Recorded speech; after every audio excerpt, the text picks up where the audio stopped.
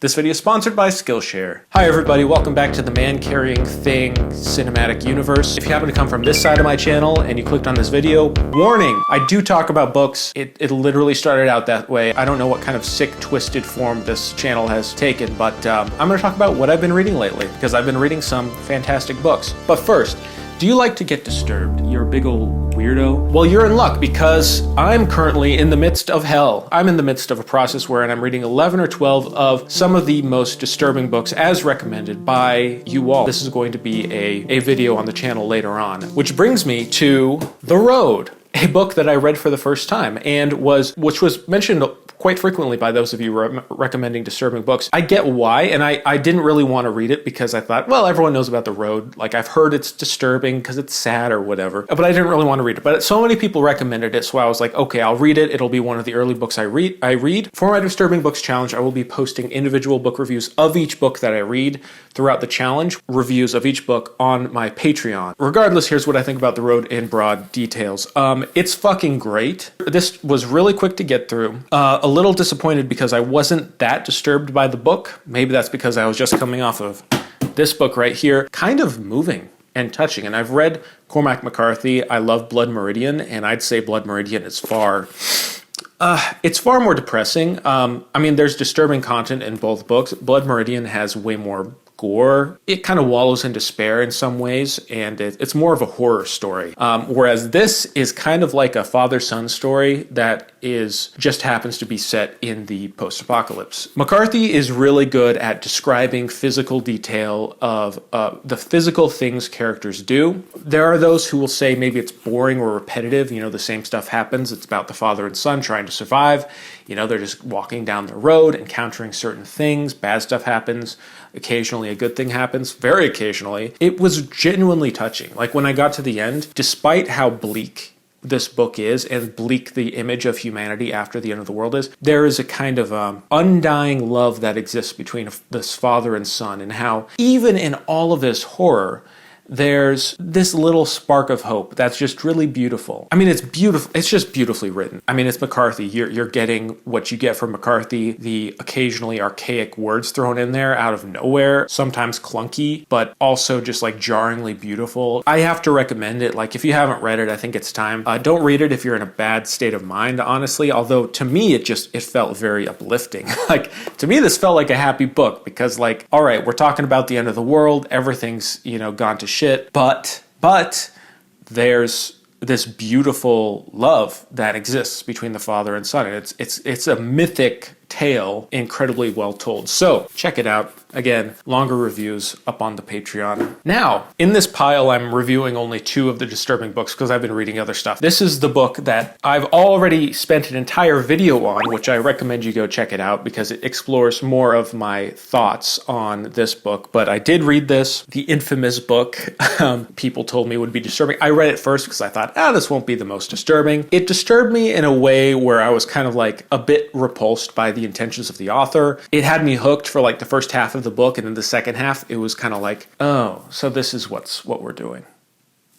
Okay. Anyways, it has some great writing in it, and then it just becomes like a caricature of itself, so self-indulgent. It could have been cut down. Characters become unrealistic. Everything that was established, within a certain sense of realism just is thrown out the window. Tonally weird. The bad stuff just keeps happening. So you start to feel the author as like this hand of God reaching down and just making bad shit go on just for no reason. And to top everything off, I can absolutely not recommend this to anyone who is having any kind of mental health crisis, anyone who is not feeling well. I would be really worried for someone who's reading this in a bad frame of mind, and who, that sort of thing. And I would not want to read this. I'm glad I didn't read this during like a more depressing time in my life. So it just didn't hit the landing. Just no. Again, watch the video if you want to know more about this one. Next up, I'd like to talk about a book that I think is Genuine masterpiece. This was not for the Disturbing Books video. I read because I heard good things about it. It won a big award and got a bunch of hype. It's a very new book, even though the cover looks old. Hard Case Crime, they're a great series. You know, they publish great older books, tough, gritty crime stuff, whatever, but a bunch of different things. They publish Stephen King occasionally. Anyways, I like what they do, but this is a new book. This came out either this year or late last year. 5 Decembers. This is a crime novel, and my God, is it beautiful. It takes place over, 5 Decembers from 1941 through 1945, basically goes through the war. I do have a caveat for this. The first 100 or so pages are quite slow. They didn't really pull me in. The writing is fantastic. It's short, just cut down to a razor, no excess, just like precise, like a finely cut diamond. Terrific writing. I love that kind of like hard-boiled style. James Kestrel is actually the pseudonym for an author called Jonathan Moore. I have not read his other work, but as a fan of this, I'm definitely going to check it out. Book follows a cop in Honolulu during 1941. 2 people have been murdered, and he's trying to find the killer. It just happens to be a situation of really bad timing, you know, with World War II happening. Now, a lot is set up in the book that really has fantastic payoff. So if you feel like the beginning's a little slow, things start moving so fast. There was a point when I was reading this, and I was reading an ebook version, and was like, okay, I'll just check it out. I'll read a chapter, you know, before bed, and then I'm up for 5 more hours because I can't stop reading because I'm going, this is insane. When the stuff with the war happens, I don't think that's a spoiler because it's, you know, look at the cover. When the stuff with the war happens, you feel so pulled in.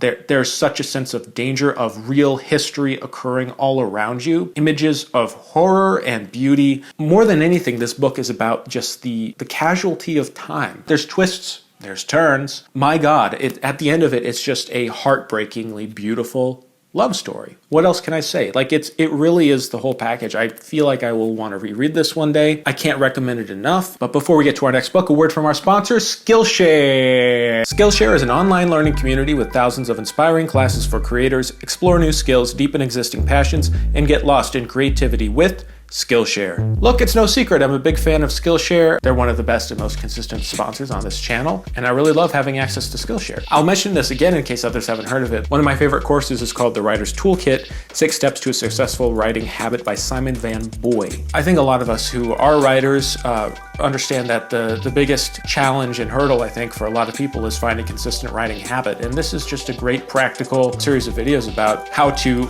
better your writing practice and become more consistent, and I found it very useful. There's other great courses on photography, on journalism, on making videos. You can do it in bite-sized videos or watch the full course. It's curated specifically for learning, meaning there are no ads. They're always launching new premium classes so you can stay focused. Skillshare now offers classes in Spanish, French, Portuguese, and German. The first 1,000 people to click on the link in the description get Skillshare for free for 1 month. Thank you, Skillshare, for sponsoring this video. All right, back to it. So next up, this is a book called Happy For You. This is the debut of Claire Stanford. I was lucky enough to meet the author. She signed this book. I was told about this through one of my classes and picked up the book and heard that she was going to be speaking at our school. So I went. I read this and it was nice. It was a good read. Covers topics of happiness in the digital age, how we try to quantify happiness, and it's kind of about this character who's working for a tech company. There's some satire here, but honestly, I didn't think it was enough. It felt a little bit more like a collection of short stories or personal essays that were fantastically written, but it didn't have a kind of forward momentum until the end of the book. You know, if you're into plot-heavy books, maybe not the best book for you, but as a book that explores themes of technology, happiness, motherhood, being Asian American. Anyways, check it out if that sounds interesting to you. Next up, of course, I've been on my crime fiction spree. I've just been really into crime fiction, and Donald Westlake, taken on many different names. Richard Stark is one of his pseudonyms. He wrote the Parker series. He wrote a lot of comic crime novels, and this was the first one in his Dortmunder series, probably his most famous comic crime series, and it's called The Hot Rock. This was turned into a movie in the 70s, I believe, with Robert Redford, but it's very funny. I think if you like Terry Pratchett, you would like Donald Westlake. It has a very dry sense of humor that really gets better as you go along, especially since this story is about, a crew of criminals. They're trying to pull a heist on a stone. Somehow, it keeps going wrong and they have to keep stealing the stone over and over and over in increasingly more difficult and ridiculous situations. It gives you time to just kind of experience the characters through their dialogue, through their actions. There's a lot of funny moments, but it's more about like the humor that derives from the scenario. Like, it's not just trying to be clever. I don't like books that are just trying to be clever for clever's sake, or trying to just like throw jokes in there and like, look how cute this is. I like comedy in books that kind of come from the situations. There's some fantastically funny situations in here. The comedy that comes from conflicting personalities of characters who are out of their element. Already got the second book in the series. It's a long series, so there's a bunch of different books. But if you want something that's like a throwback, you know, this came out a long time ago. If I can do any good in the world, it is to get people to check out Donald Westlake and any of his pseudonyms. So, and finally, a book that I actually haven't finished. This was fun to read for a while, but I got kind of bored. It's called La Brava. As you all know, I'm a big fan of Elmore Leonard. I think his prose is, I mean, he writes characters, he writes prose that's sharper, funnier, like more realistic than anything like I've read. Cuts straight to the essence and is so detailed in a way that's like, he must have seen that from someone, you know, he must have stolen that from some real person, because it's so like too real to be made up, you know. The only issue, and I'm starting to see this as a general trend with Elmore Leonard, is that he kind of sticks to a similar story and plot and through a lot of his books. Macho main guy who is trying to catch these bumbling bad guys, you know, and he writes these bad villains, and we always see also from their perspective at how incompetent they are. And in a way it lends for comedy, but it also relieves some of the suspense. So I think that's why I found it hard to get through this full book, because whereas I could admire and enjoy the writing from scene to scene, there was not a ton of pressure to go, okay, I need to see how this ends. I need to see where this goes. If you want to read a book for its prose, for its characters, Elmore Leonard is great. I think I just wasn't necessarily in the mood for that at the moment. I do feel like I will finish this. Well, I think that's everything. I am continuing to read the Disturbing Books series. I'll keep you all updated on that. And yeah, let me know what you all have been reading, or if you have any recommendations. Also, if you've read anything that I've recommended on this channel, please let me know. I always find it really nice when people say they've actually read something I recommended, even if they didn't like it. But it's nice to know that it's, you know, causing someone to read. Thank you for watching. As always, I hope you have a lovely day, and yeah, all right, bye-bye.